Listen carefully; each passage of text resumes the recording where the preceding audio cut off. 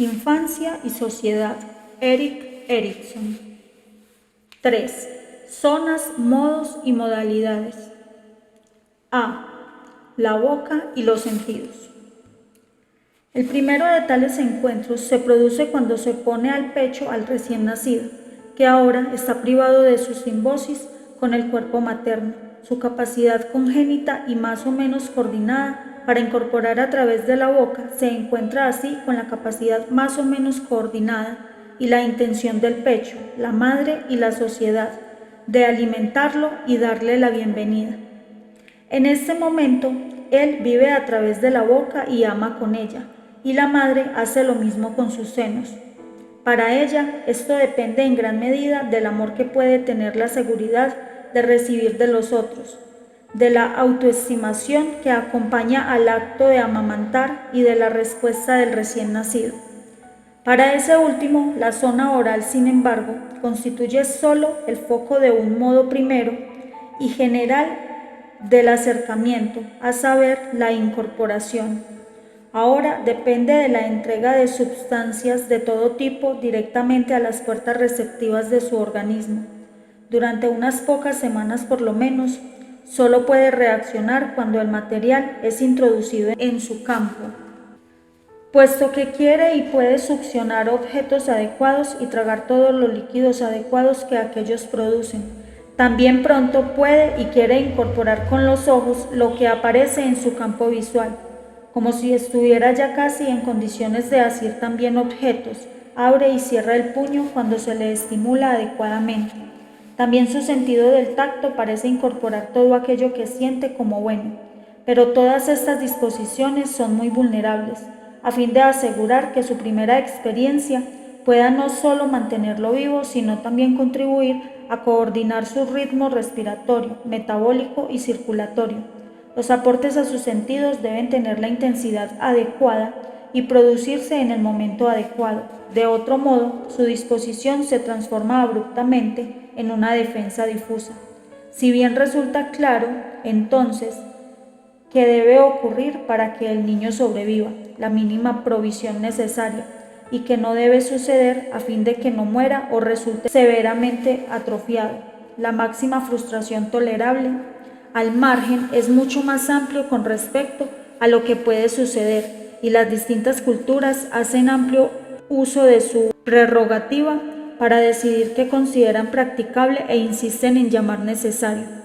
Algunas personas piensan que a fin de evitar que el niño se arranque los ojos, hay que tenerlo fajado la mayor parte del día durante casi todo el primer año de vida, pero también consideran que es necesario mecerlo o alimentarlo cada vez que lloriquea. Otros piensan que deben permitírsele el libre movimiento de sus miembros lo antes posible, pero que desde luego hay que obligarlo a esperar sus comidas hasta que la cara se le ponga azul. Todo esto depende de la meta general y el sistema de una cultura. Como se señalará en el próximo capítulo, parece haber una sabiduría intrínseca o por lo menos un planeamiento inconsciente en las variedades aparentemente arbitrarias del condicionamiento cultural. De hecho, las culturas homogéneas tienen maneras de equilibrar en la vida posterior los mismos deseos, temores y rabias que provocaron en la infancia. Entonces, lo que es bueno para el niño, lo que puede sucederle, depende de aquello en que debe llegar a convertirse y dónde. Pero mientras que el modo de la incorporación domina esta etapa, conviene familiarizarse con el hecho de que el funcionamiento de cualquier zona correspondiente a un orificio corporal requiere la presencia de todos los modos con modos auxiliares. Así, en la primera etapa incorporativa, hay una ejercitación de las mandíbulas y las encías. Segundo modo incorporativo, hay también una tendencia a escupir, modo eliminatorio, y apretar los labios, modo retentivo. En los niños vigorosos es posible observar incluso una tendencia general intrusiva de toda la cabeza y el cuello, una tendencia a aferrarse a los pezones y, por así decirlo, a meterse dentro del pecho, oral intrusivo.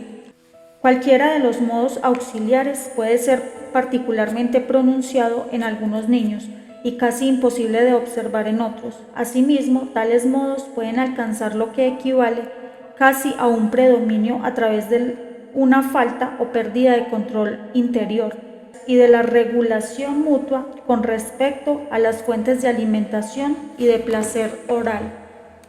Un ejemplo de la falta de control interior sería el espasmo pilórico, que expulsa la comida poco después de su ingestión. En tales casos, el modo oral eliminatorio ocupa un lugar junto al modo incorporativo supuestamente predominante. Por lo común se los experimenta al mismo tiempo, hecho que en los casos graves y bajo un manejo inadecuado puede determinar en forma definitiva la orientación básica del individuo. La consecuencia puede ser un sobredesarrollo temprano del modo retentivo y una clausura oral que se convierte en una desconfianza generalizada con respecto a todo lo que se incorpora, porque tiende a no permanecer allí.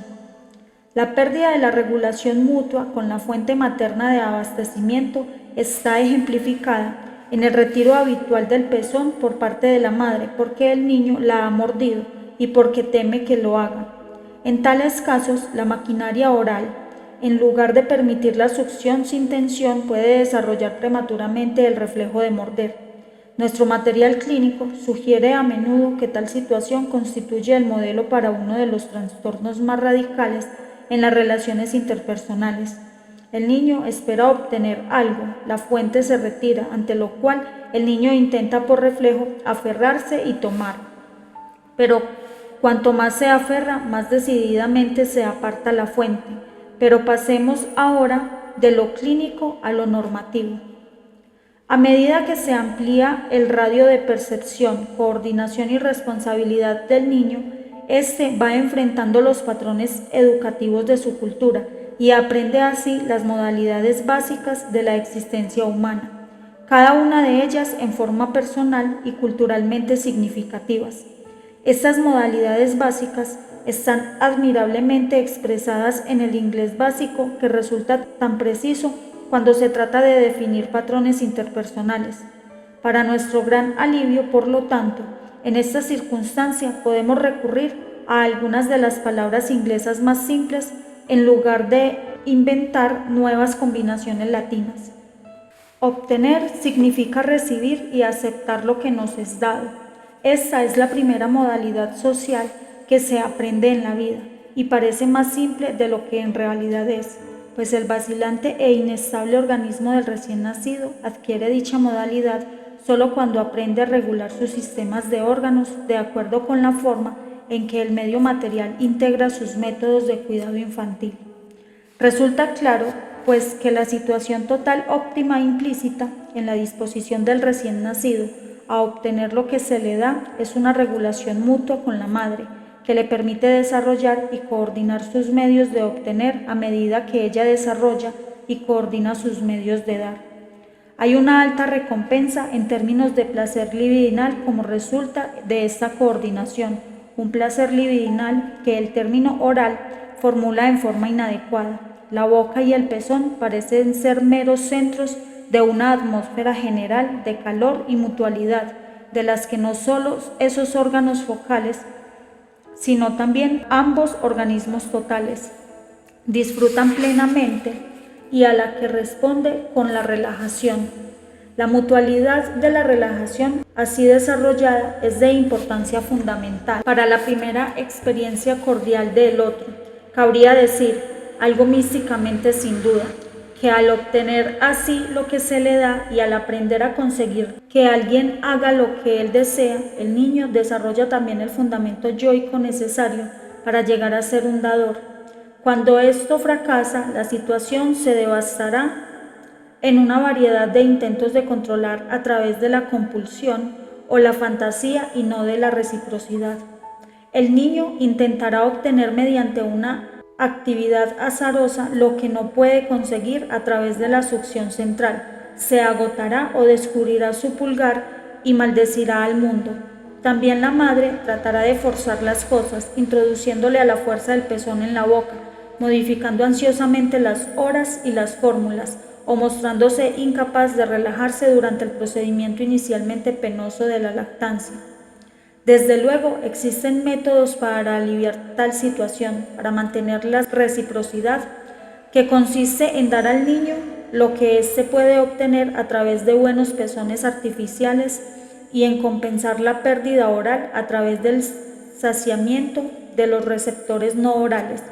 El placer que experimenta al sentirse sostenido, calentado, mecido, el que le proporciona una sonrisa o unas palabras, etc. No podemos darnos el lujo de descuidar nuestra inventiva compensatoria.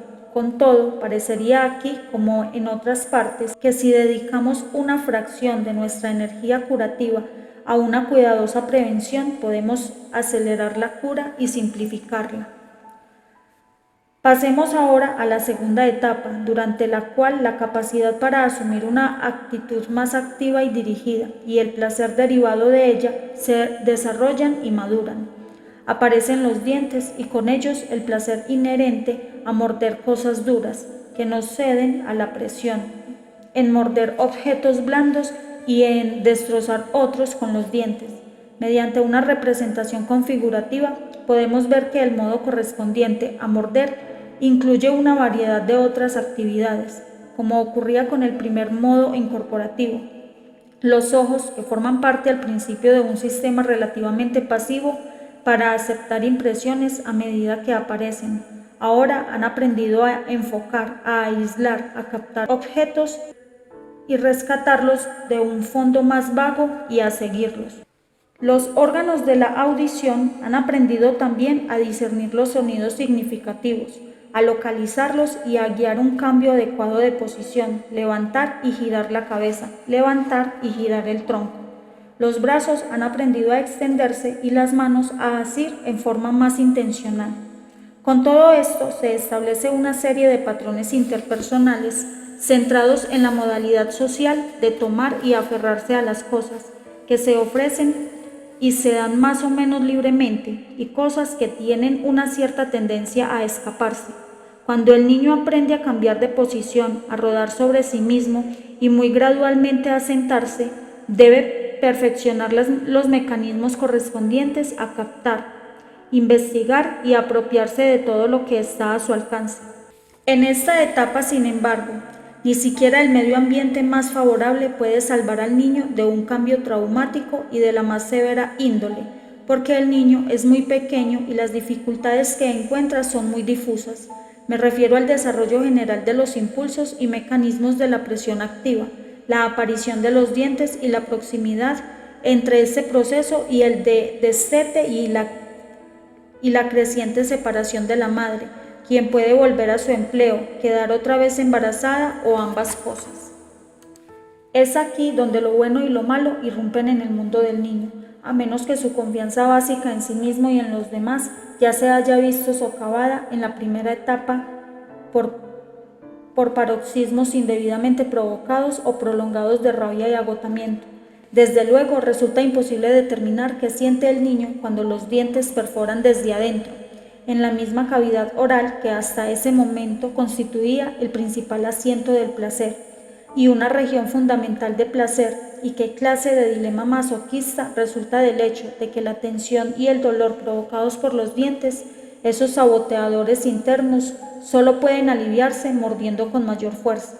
Esto a su vez agrega un dilema social al físico, pues cuando la lactancia continúa hasta el momento en que aparecen los dientes, y en general esta ha sido la norma en nuestro planeta, se hace necesario aprender a seguir succionando sin morder, de modo que la madre no retire el pezón movida por el dolor o la cólera.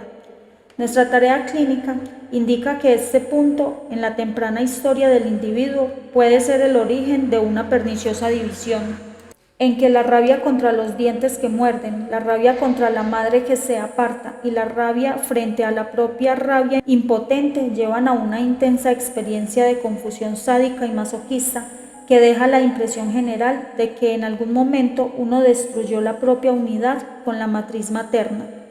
Esta primitiva catástrofe en la relación del individuo consigo mismo y con el mundo es probablemente la contribución ontogenética a la leyenda bíblica del paraíso, donde los primeros habitantes de la tierra perdieron para siempre el derecho de obtener sin esfuerzo lo que se le había puesto a su disposición, mordieron la manzana prohibida y encolerizaron a Dios. Debemos aprender que la profundidad, tanto como la universalidad de este tema, señalan la importancia de que la temprana unidad sea profunda y satisfactoria, y de que el niño entre en contacto con el inevitable mal en la naturaleza humana en forma suave y tranquilizadora, y sin agravamientos evitables. Con respecto a la primera etapa oral, hablamos ya de una regulación mutua entre el patrón infantil para la aceptación de las cosas y la manera que tiene la madre, la cultural, de darlas. Hay etapas, sin embargo, que están caracterizadas por un desarrollo tan inevitable de rabia y cólera que la regulación mutua a través de la conducta complementaria no pueden ser el patrón eficaz. Las pataletas que acompañan a la aparición de los dientes, las de importancia muscular y anal, los fracasos que significan cada caída, etc., constituyen situaciones en las que la intensidad del impulso lleva a su propia derrota. Los padres y las culturas utilizan y explotan precisamente esos choques infantiles con los saboteamientos interiores para el reforzamiento de sus exigencias exteriores.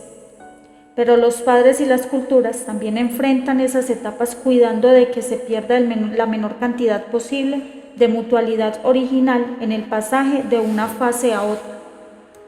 El destete, por lo tanto, no debe significar la pérdida súbita del pecho y también la pérdida de la presencia tranquilizadora de la madre, a menos, desde luego, que la situación cultural sea homogénea y que resulte posible confiar en que otras mujeres reemplazarán en parte lo mismo que la madre. Una pérdida drástica del amor habitual de la madre, sin una sustitución adecuada en ese momento, puede llevar, bajo circunstancias agravantes de otro tipo, a una aguda depresión infantil o a un estado de duelo leve, pero crónico, que puede conferir un tono depresivo a todo el resto de la vida. Pero incluso bajo las condiciones más favorables, esta etapa deja como residuo un sentimiento primario de algo aciago y destruido y de una nostalgia universal por el paraíso perdido. Las etapas orales, por lo tanto, forman en el niño los resortes del sentimiento básico de confianza y el sentimiento básico de desconfianza, que siguen siendo la fuente autógena de la esperanza primordial y la condena durante toda la vida. Más adelante lo examinaremos como el conflicto nuclear en la personalidad en desarrollo. B. Los órganos eliminatorios y la musculatura. Al referirse a la autoconservación, Freud sugiere que al comienzo de la vida, la libido está vinculada con la necesidad de mantenerse vivo mediante la succión de líquidos y la masticación de sólidos. No quiere decir esto que la mera ingestión de alimentos baste para satisfacer la necesidad libidinal. En su famoso experimento con cachorros y pollitos, Levy demostró que en estos grupos hay un monto independiente de necesidad de succionar y picotear que va más allá de la mera ingestión de alimentos. En los seres humanos, que responden más a la educación que al instinto, cabe sospechar una mayor variabilidad cultural en cuanto a las cantidades congénitas y provocadas de una necesidad. Lo que estamos examinando aquí son los patrones potenciales que es imposible descuidar o reducir más allá de un cierto nivel mínimo sin correr el riesgo de ocasionar algunas deficiencias y que por otro lado es necesario provocar en formas específicas mediante procedimientos ambientales, a fin de que alcancen un pleno desarrollo. Con todo, resulta evidente que el erotismo oral y el desarrollo de las modalidades sociales correspondientes a obtener y a tomar están basadas en la necesidad de respirar, de beber, de comer y de crecer por medio de la absorción. ¿Cuál sería la función de autoconservación del erotismo anal? En primer lugar, todo el procedimiento relativo a evacuar los intestinos y la vejiga en la forma más completa posible se vuelve placentero debido a un sentimiento de bienestar que dice bien hecho. Tal sentimiento al comienzo de la vida debe compensar los frecuentes malestares y tensiones que se padecen mientras los intestinos aprenden a cumplir con su tarea diaria. Dos desarrollos dan gradualmente a estas experiencias anales el volumen necesario: la aparición de excrementos mejor formados y el desarrollo general del sistema muscular que introduce la dimensión de la descarga voluntaria, de dejar caer y arrojar, y de apoderarse de las cosas haciéndolas. Estos dos desarrollos sugieren una mayor capacidad para alternar a voluntad los actos de retener y expulsar. En cuanto a la analidad propiamente dicha, a esta altura mucho depende de que el medio ambiente cultural desee hacer algo al respecto. Hay culturas, como veremos luego, donde los padres no se ocupan de la conducta anal y donde los niños mayores se encargan de conducir al más pequeño hasta los arbustos, de modo que el deseo de este último de complacer en lo relativo a este problema va coincidiendo con su deseo de imitar a los niños mayores. Nuestra civilización occidental, sin embargo, ha preferido tomar el asunto más en serio, y el grado de presión depende de la difusión de las costumbres de clase media y de la imagen ideal de un cuerpo mecanizado, pues se supone que la educación temprana y rigurosa no solo contribuye a mejorar la atmósfera hogareña, sino que resulta absolutamente necesaria para el desarrollo del sentido del orden y la puntualidad. Más adelante consideraremos lo que hay de verdad en estos supuestos. No cabe duda, sin embargo, de que la neurosis de nuestro tiempo incluye al tipo compulsivo, que tiene una tendencia mecánica al orden, la puntualidad y la economía, tanto en cuestiones de afecto como de excrementos, mayor de lo que le conviene y a la larga de lo que es conveniente para la sociedad. La educación de esfínteres se ha convertido en el problema más evidentemente perturbador de la educación infantil en amplios círculos de nuestra sociedad. Entonces, ¿qué determina que el problema anal sea potencialmente tan difícil? La zona anal se presta más que cualquier otra al despliegue de una empecinada obediencia a impulsos contradictorios, porque por un lado, en la zona modal, para dos modos conflictuales de acercamiento que debe llegar a alternarse, la retención y la eliminación. Además, los esfínteres son solo una parte del sistema muscular con una dualidad general de rigidez y relajación, de reflexión y extensión. El desarrollo del sistema muscular da al niño un poder mucho más grande sobre el medio ambiente, a través de la capacidad para alcanzar y asir, para arrojar y empujar, para apropiarse de cosas y para mantenerlas a cierta distancia. Toda esta etapa, pues que los alemanes llamaron la etapa del empecinamiento, se convierte en una lucha por la autonomía.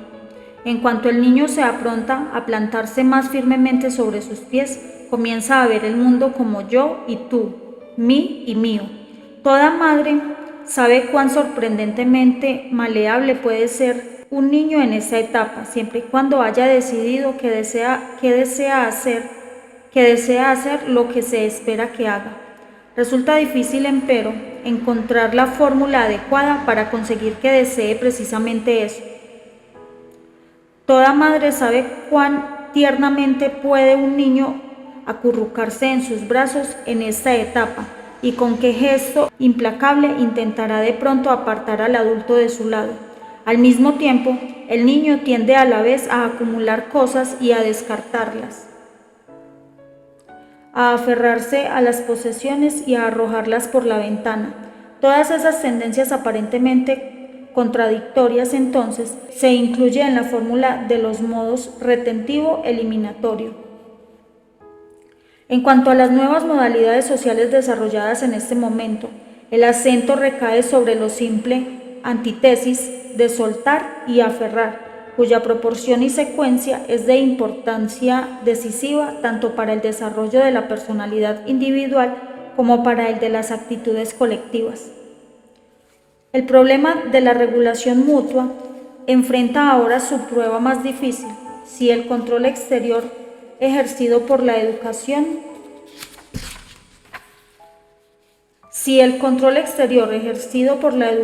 demasiado rígido o demasiado prematuro insiste en privar al niño de su intento de ir controlando gradualmente sus intestinos y otras funciones ambivalentes a través de su libre elección y voluntad.